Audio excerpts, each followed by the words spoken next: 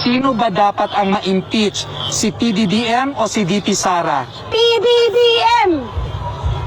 Period. PBBM, bumaba ka na. Utang na loob, maawa ka. Maawa ka sa future ng Pilipinas. Maawa ka sa mga kabataan na wala nang kakainin. Makikita mo sa daan sa Pilipinas, puro nagra-rugby ang mga kabataan. Alam mo niyo kung bakit? Pampalipas ng gutom. Kasi ang mga magulang nila, kung hindi walang trabaho, puro adik. Yan. Yan ang tatak PBBM.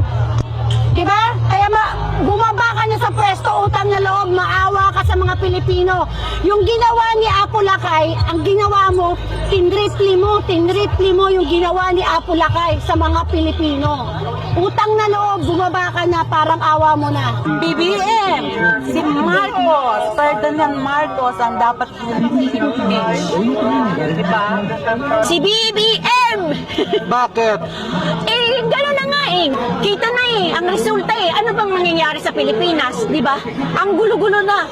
Super na. Nakakalungkot na. Kaya. Malis ka na. Oo. Dapat. Second kutay. Kailangan mag-resign ka na.